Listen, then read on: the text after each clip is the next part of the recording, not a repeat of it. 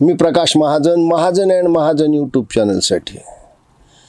मला आठवतं ज्यावेळेस आम्ही प्रस्थापित आणीबाणीमध्ये नाशिक मध्यवर्ती कारागृहात बंद होतो आणि एके दिवशी जाहीर झाले की आता सार्वत्रिक निवडणुका होणार आहेत म्हणून राजकीय बंद्यांना सोडून देण्यात आलं.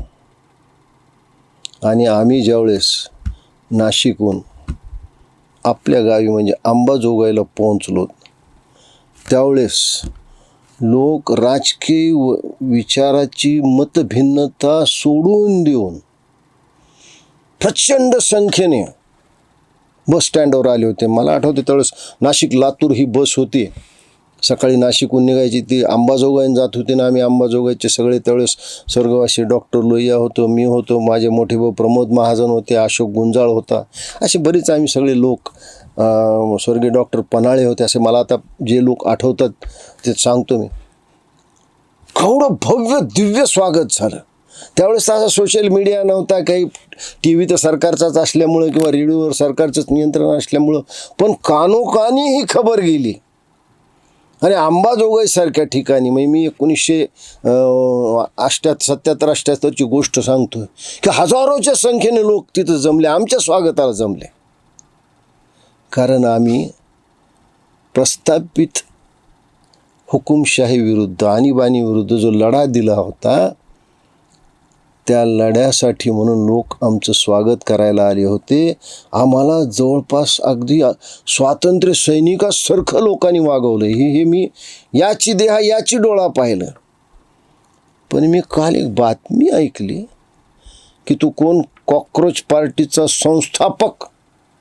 अरे एखादी पार्टी काढणं किती अवघड गोष्ट असते. आणि हा एक संस्थापक आहे आणि त्यांनी अमेरिकेहून एक काहीतरी व्हिडिओ केला आणि त्यांनी सांगितलं की मी 6 तारखेला दिल्लीत येतोय आणि देशाच्या शिक्षण मंत्र्याचा राजीनामा मागण्यासाठी मी मोर्चा काढणार आहे. यस, मैं अपने देश अपने घर इंडिया वापस आ रहा हूँ. एजुकेशन मिनिस्टर धर्मेंद्र प्रधान का रेजिग्नेशन मांगने के लिए.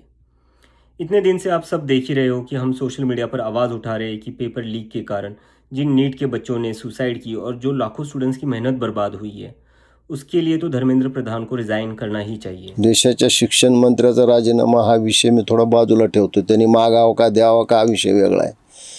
पण बाबा, अरे तू कोण आहेस? तू असं काय काम केलंस की तू तिथून बसून सांगतोय की मी येतोय आणि इथले सगळे भुरटे लिंबरांडो त्याच्या स्वागतासाठी स्वतःच्या यूट्यूबवर त्याची मुलाखती घेत आहे. कोणी त्या एक्सवर पोस्ट करतंय, कोणी कशावर पोस्ट करतंय. अरे तुमच्यात काही नाही आहे का दम? त्या झुरळाच्या आधारावर तुम्ही तुमचं राजकारण चंकू पाहताय. हे आडगळीत गेलेले यूट्यूबर्स, हे आडगळीत गेलेले पत्रकार, हे आडगळीत गेलेले तथाकथित समाजसेवक त्या झुरळाच्या आधारावर. जसं काही हा कॉकरोच पार्टीचा संस्थापक अध्यक्ष म्हणजे नेल्सन मंडेला आहे की जो 50 वर्षाची जेल भोगून बाहेर आलाय. अशा पद्धतीनं तो तिथून अमेरिकेहून सांगतोय. आणि हे मूर्खासारखे लोक त्याच्या नादाला लागलेत. अरे विकृत लोक आहेत, त्यांच्याकडून स्वतः काही होत नाहीये म्हणून दुसऱ्याच्या आधारावर आम्ही नाव घेत नाही. यात महाराष्ट्रातले दुर्दैवाने सगळ्यात जास्ती पुढेकार घेणारे हे लोक आहेत. यांच्याच्यानं काही झालं नाही. हे प्रत्येक सरकारमध्ये टीका करतात, प्रत्येक चॅनलवर होते तर चॅनलच्या मालकाचेच वासे मोजलेले आहेत. असे लोक आहेत त्याच्यात. त्यांचं नाव घेऊन मी माझी जीव विटाळू इच्छित नाही.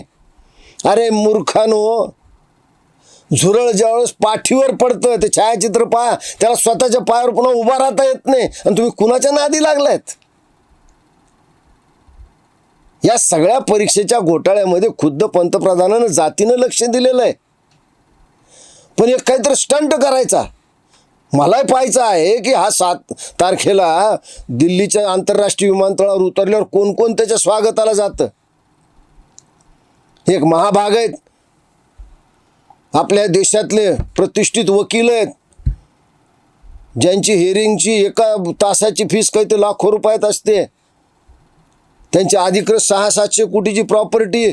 हा वकील म्हणतो की आता देश राहण्याच्या लायक राहिलं नाही. अरे बाबा जा ना सोडून. ज्या देशात तू 600 कोटीची प्रॉपर्टी कमवली, तो देश तुला राहण्यासारखा वाटत नाही, आणि हा कोण झुरळ हे तुला महत्वाचं वाटतंय, त्याची तू वाट पाहतोस.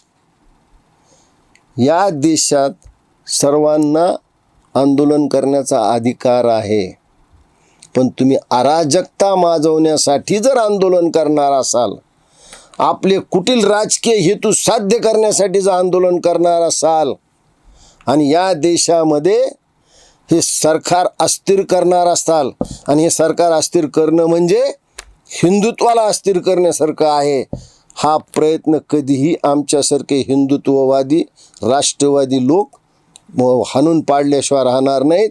त्याच्यामुळे या झुरळाची वाट मी सुद्धा पाहतो. हा आंतरराष्ट्रीय विमानतळावर उतरल्यावर स्वतःच्या पायावर चालतो का पाठीवर पडतो हे पाहणं फार महत्त्वाचं ठरेल. धन्यवाद.